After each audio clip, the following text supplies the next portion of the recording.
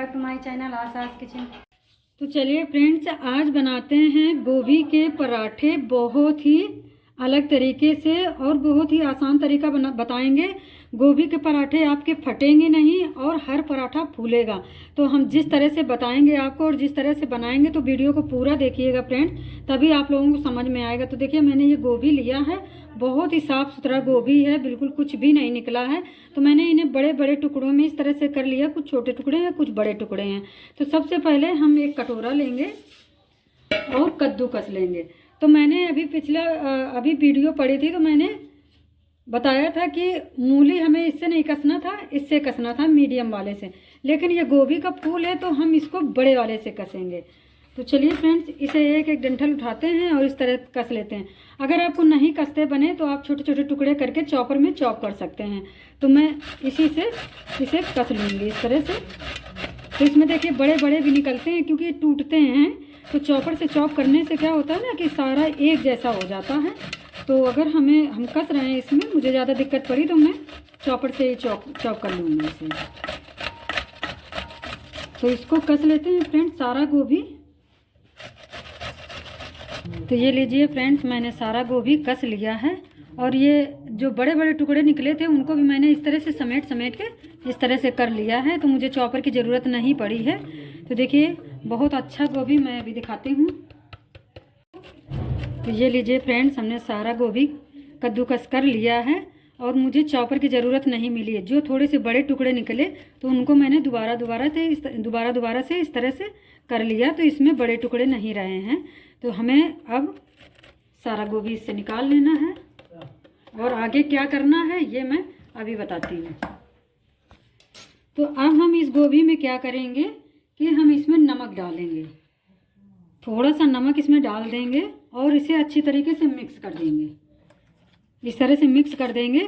तो इससे क्या होगा कि जितना भी पानी छूटेगा इसी में छूट जाएगा और इसको हम बाद में निचोड़ लेंगे।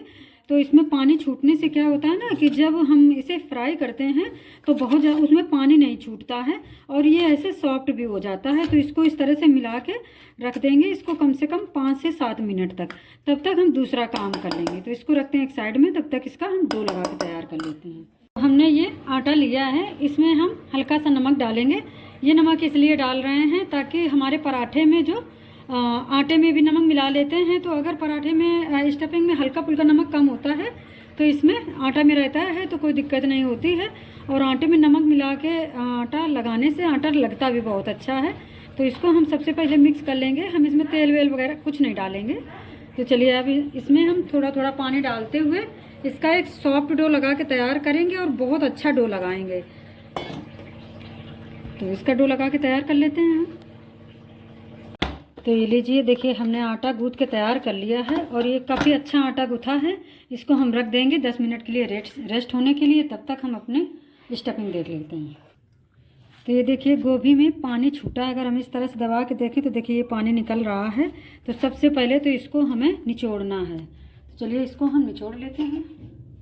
तो इसे चाहें तो आप किसी कपड़े में डाल के निचोड़ सकती हैं, और या फिर ऐसे इस तरह से हाथों में लेके इस तरह से जितना पानी निकलेगा उतना हम निकाल देंगे। तो पूरी जान लगाते हुए इसका इस तरह से पानी निकाल देना है। तो सारा गोभी हम इसी तरह से निचोड़ के तैयार कर लेते हैं। ये लीजिए, हमने सारा गोभी निचोड़ के तैयार कर लिया इस तरह से। बाकी का भी हटा देते हैं। तो चलिए, अब इसे हम फ्राई करते हैं। तो इधर हमारी कढ़ाई चढ़ी है, गैस को मैंने जला दिया है। इसमें डालेंगे सरसों का तेल और इसे बढ़िया से गर्म हो जाने देंगे। तो तेल हमारा गर्म हो गया है। तो इसमें हम डालेंगे, गैस को स्लो कर देंगे। इसमें डालेंगे थोड़ी सी अजवाइन, जीरा, हींग, और अब जाएंगे इसमें कुछ ये अदरक, हरा मिर्च। तो गैस को मैंने अभी स्लो कर रखा है ताकि हमारी चीज़ें जले ना। तो इसको हम हल्का सा भून लेंगे पहले। तो ये देखिए हल्का सा भुन गया है। तो अब इसी समय पे हम थोड़ी सी इसमें हल्दी डाल देंगे। कलर अच्छा है हमारी स्टफिंग का, तो इसलिए हल्दी डालेंगे इसमें। और अब हम अपनी जो गोभी है वो डाल देंगे।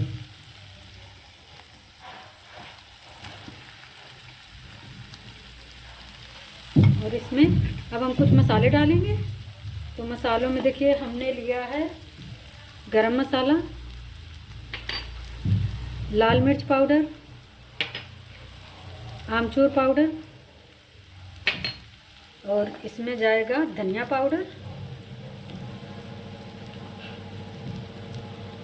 नमक अभी हम नहीं डालेंगे, नमक थोड़ा सा हम इसको मिक्स कर लेंगे, इसके बाद नमक डालेंगे।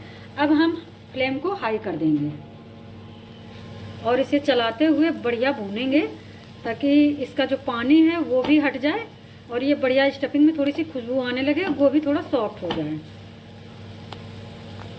तो देखिए मसालों को मैंने अच्छे तरीके से मिक्स कर लिया है। इसी समय पे अब हम नमक डालेंगे। तो नमक हमें अब संभाल के डालना है। मैंने आटे में भी नमक डाला है और पहले मैंने गोभी में भी नमक डाला था।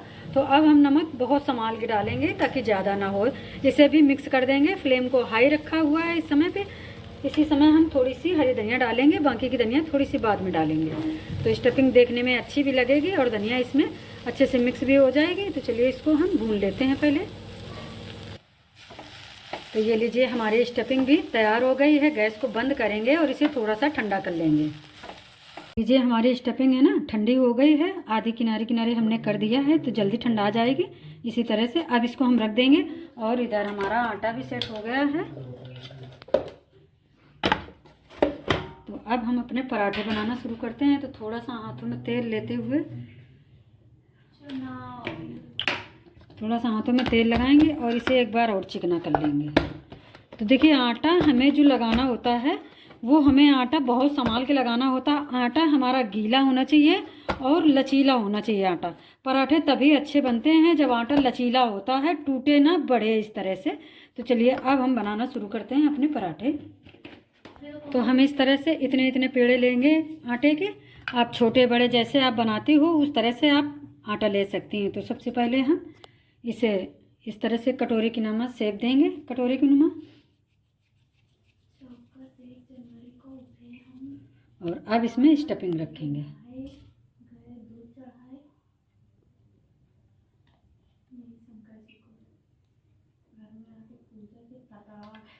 और इसको इस तरह से अंगूठे से दाबते जाएंगे और इसको बंद करते जाएंगे।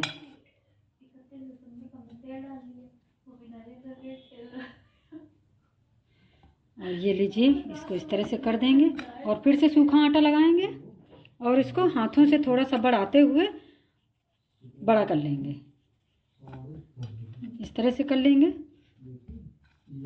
और अब इसको हम हल्के हाथों से बेलेंगे। थोड़ा सा सूखा आटा ऊपर से डाल देंगे। तो इसे हल्के हाथों से बेलना, ज़्यादा जोर नहीं लगाना है क्योंकि ये गोभी है। गोभी कम सॉफ्ट होता है, मूली ज़्यादा सॉफ्ट हो जाती है। तो गोभी के पराठे फटने के चांसेस रहते हैं पर मूली के नहीं फटते हैं। तो इसे हम इसी तरह से हल्के हाथों से बेलते हुए बढ़ाएंगे। तो देखिए हमने इतना मोटा बेला है, इसे बहुत ज़्यादा पतला नहीं करते हैं। इधर हमारा तवा भी हल्का सा गर्म हो गया है। तो ये पराठा हम इसमें डाल देंगे और दूसरा पराठा इसी तरह से हम फिर से बेल के तैयार कर लेते हैं।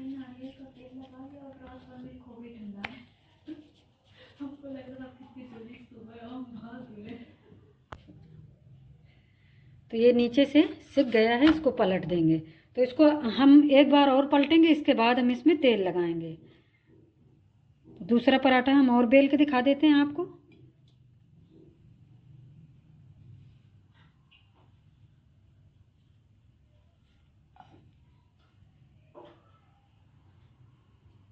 इस तरह से बंद कर देंगे।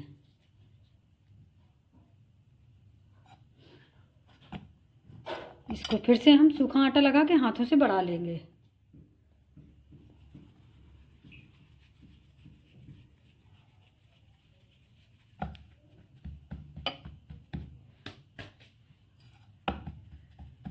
इधर हमारा पराठा नीचे से सिक गया है तो इसको फिर से पलट देंगे और तब तक इसको बेल लेते हैं। तो हल्के हाथों से बेलना है, जोर बिल्कुल नहीं लगाना है वरना आपका पराठा फट जाएगा।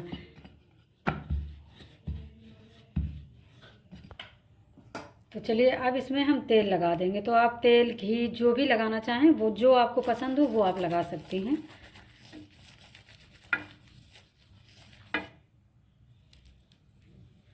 तो इस तरह से अलट पलट के इसको बढ़िया सा सेंक लेंगे। तो देखिए ये पराठा फूला हुआ है। तो गोभी हमारा जो है ना एकदम बारीक था, इसलिए पराठा फूल गया है। अगर गोभी में थोड़े से बड़े टुकड़े रहते तो वो फूलता नहीं, निकल जाता, फट जाता पराठा हमारा। तो देखिए कितना अच्छा फूल के तैयार हुआ है।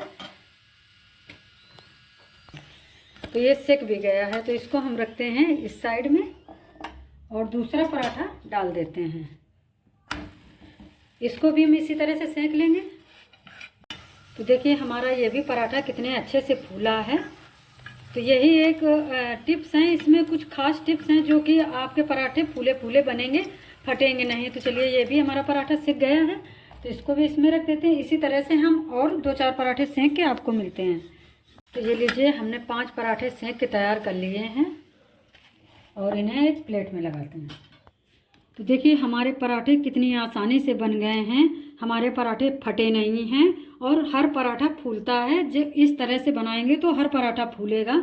हमारी स्टफिंग बिल्कुल बारीक होना चाहिए, उसमें पानी नहीं होना चाहिए बिल्कुल भी। तो अगर हम एक पराठा आपको फाड़ के दिखाएं तो देखिए इस तरह से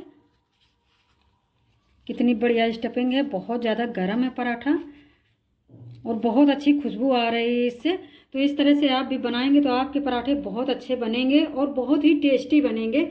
आटा बिल्कुल लचीला होना चाहिए, गीला होना चाहिए, मतलब बहुत ज़्यादा गीला नहीं, इतना होना चाहिए कि जब हम पराठे बेलें तो वो फटे ना, आटा बढ़े। इस तरह से हमारा आटा होना चाहिए। स्टफिंग में बड़े बड़े टुकड़े बिल्कुल नहीं होने चाहिए, तो आपके पराठे बिल्कुल परफेक्ट बनेंगे। तो फ्रेंड्स अब आप भी बनाइए और खाइए और हमें बताइए हमारे पराठे कैसे बने हैं।